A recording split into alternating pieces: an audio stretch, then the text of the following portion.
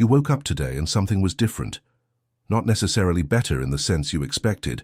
No call arrived with the definitive solution, no confirmation appeared on the bank statement, there was no conversation that resolved everything at once. It was subtler than that. It was a kind of stillness that seemed too strange to be trusted, a lightness that you looked upon with suspicion because you spent so much time waiting for the next impact, and your system learned to treat peace as a warning sign. There is a question floating in the center of your chest today. You may not yet have words for it, but you recognize its weight. What if it is truly over? What if that which you feared would return, that cycle, that dynamic, that pressure that seemed bottomless, is indeed sealed behind you? What if the battle you thought would last forever was the last of its category you will ever need to fight? This video is for those at this exact intersection between relief and suspicion. For those who learned the story that good things do not last, that peace is always temporary, that there is always another blow waiting in the wings. For those who need to hear, not as a vague promise but as a declaration with substance, that there is a structural difference between a truce and territory, and that what is happening in you now is not a truce. Stay here, because what comes next will name something you were carrying without being able to articulate, and when a thing receives a precise name, it stops having power over you and begins to have power for you. If you are not yet subscribed to this channel, do so before continuing. Not as a formality, but as a deliberate positioning in a space built for those who arrived here, tired of superficiality and hungry for real depth. Let us begin. The symptom the world cannot see. There is a type of exhaustion that the people around you cannot see. It is not the exhaustion that appears in bloodshot eyes or dragging footsteps. It is the exhaustion that stays beneath the surface, the constant state of anticipation of a threat that your nervous system keeps switched on 24 hours a day, even when there is, objectively, nothing happening. Have you ever woken up at 3 in the morning for no apparent reason and felt that contraction in your chest even before you could form an organized thought? The mind is still trying to wake up, and the body is already in alert mode, already evaluating the environment, already performing the automatic check of everything that could be wrong. Not because you are anxious by nature, but because your system spent so much time in an environment of real threat that it learned never to turn off the radar again.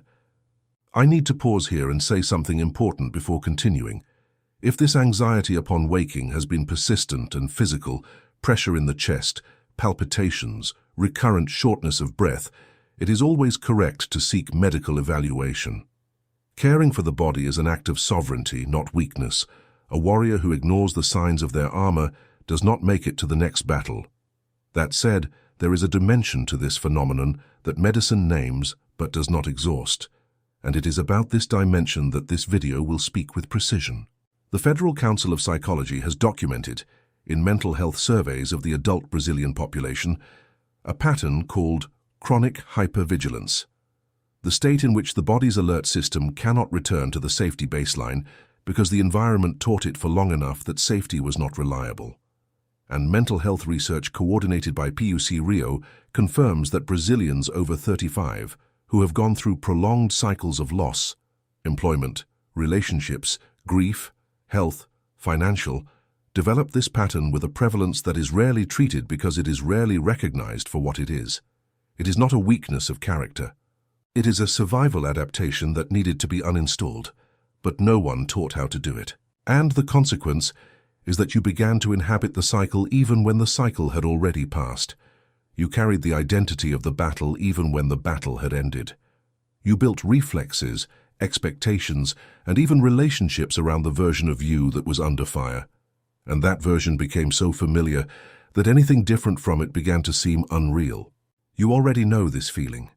The familiar tightening at the moment everything is going too well, and you wait for the other shoe to drop. The suspicion in the face of good news, a week without drama, a period of tranquility. As if the absence of turbulence were itself a threat you did not know how to respond to. Peace becoming stranger than chaos, because chaos, at least, you already knew how to navigate. This is not a personality defect. It is the sign that the cycle lasted long enough to remodel your neurology. And understanding this completely changes the type of solution you need. Why cycles persist, even when the situation has already changed. Here is where neuroscience and the sacred text converge in a way you will not be able to undo after hearing.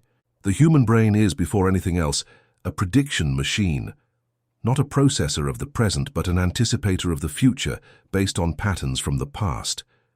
Research in computational neuroscience has documented that the brain constantly generates predictive models of reality, and that these models are updated with much more resistance than we imagine when experience contradicts the installed pattern. In other words, your brain prefers to be right regarding the known pattern than to be open to a new possibility. It will interpret the data of current reality through the filter of what it has already lived, not out of stubbornness, but for energy efficiency. This explains why you can leave a destructive cycle and months later find a situation with completely different dynamics and still feel that internal alert that something will go wrong. The brain is not processing the new situation. It is running the old model and fitting the new information inside it. And there is an even deeper layer.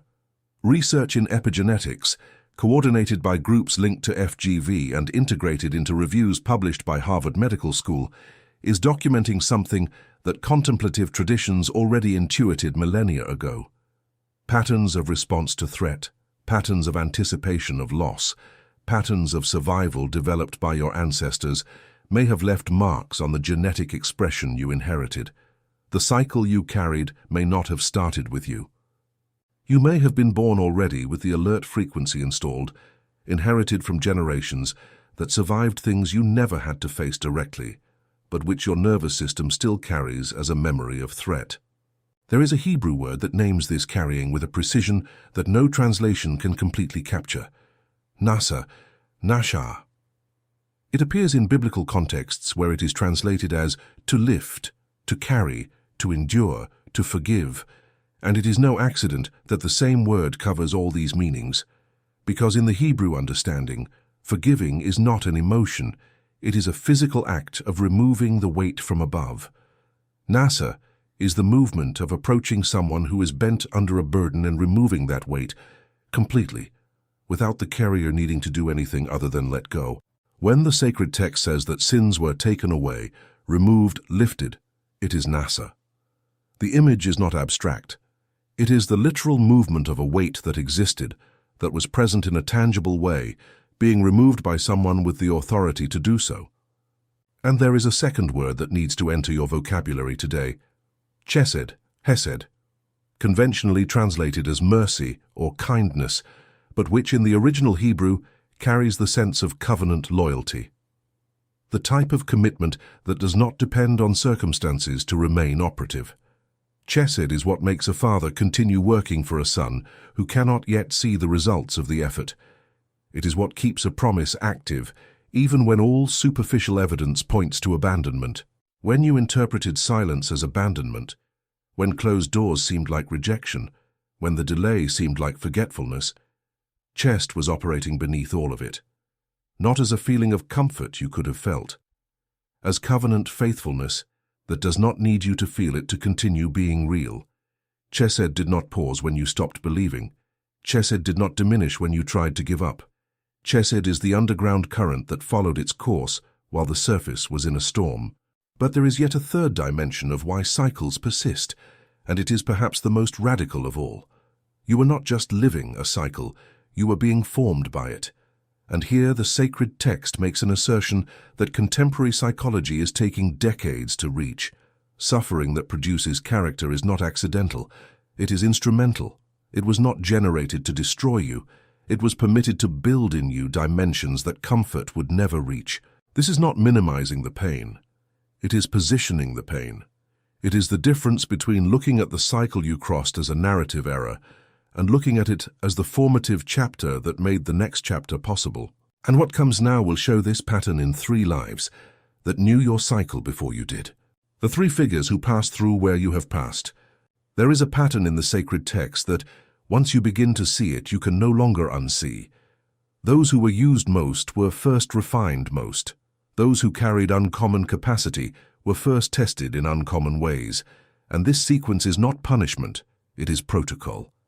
It is the process by which a high-specification material is brought to the necessary temperature to reveal what was inside before external circumstances could affect it. Hannah.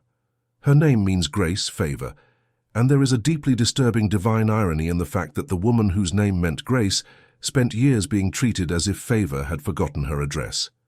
The text of 1 Samuel records that the Lord had closed her womb, not as random cruelty, but as deliberate containment with a purpose that the narrative had not yet revealed.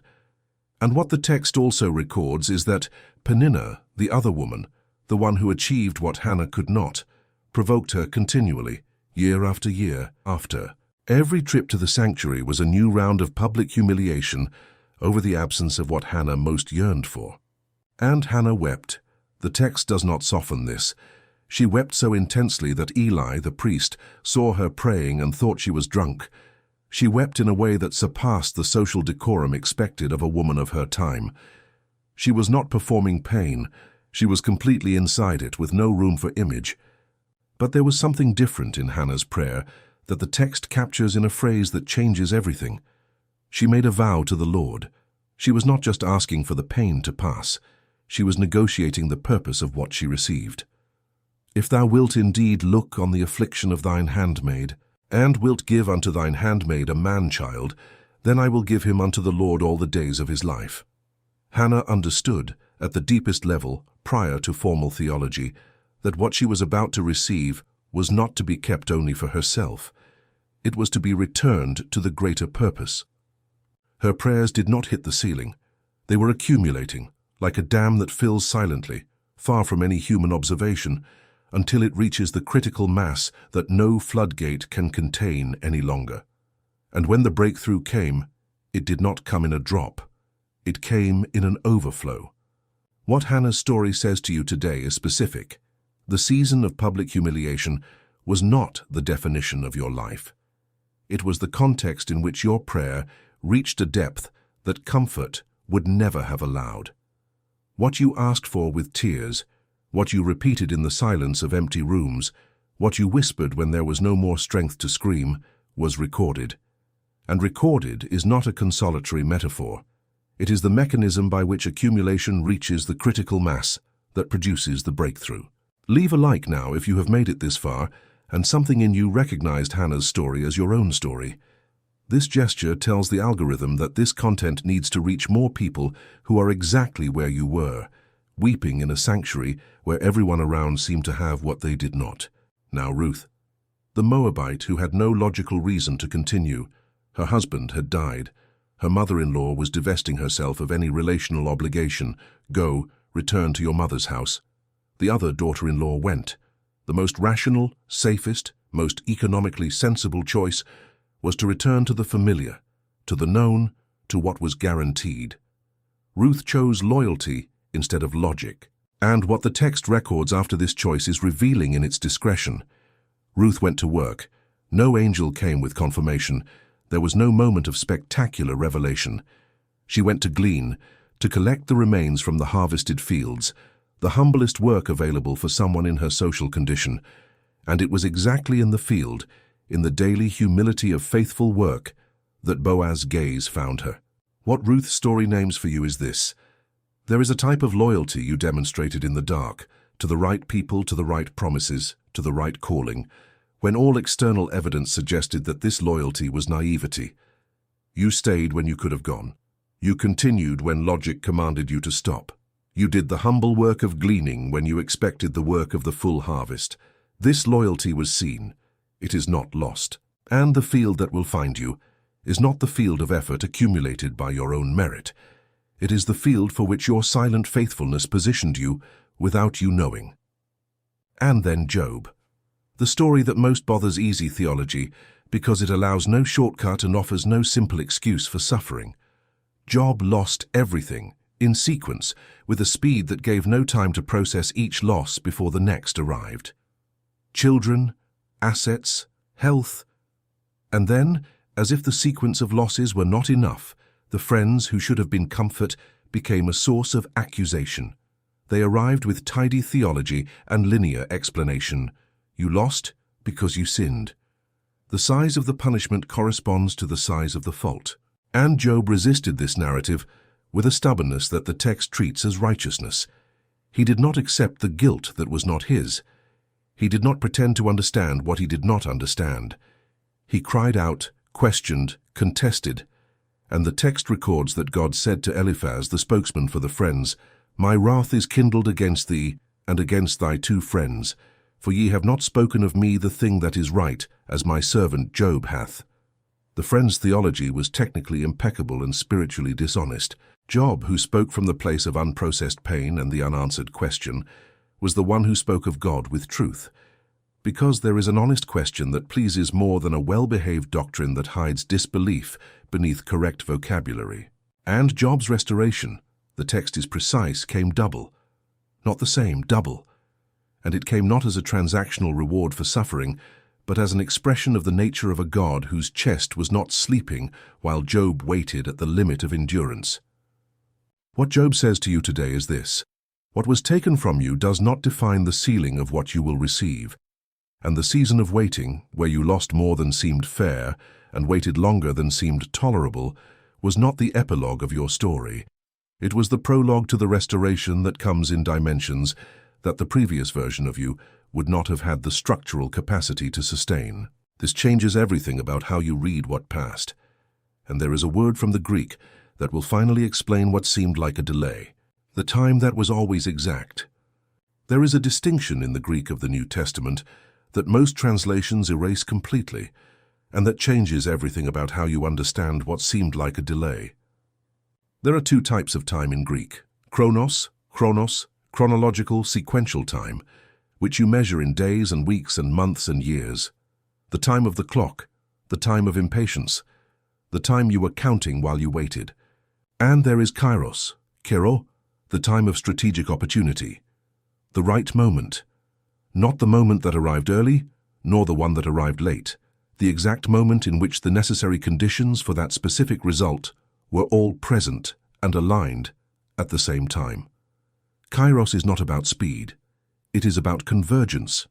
It is the moment when the grain of wheat that was accumulating pressure beneath the earth finally finds the exact temperature and humidity to break the shell and emerge. When the sacred text speaks of the fullness of time, it is describing the instant in which chronos reached kairos, in which the sequential reached the strategic, in which the quantity of time elapsed finally coincided with the quality of alignment necessary so that the result would not only arrive but arrive with the structure capable of sustaining it. The doors that closed on you did not close because you had the wrong address.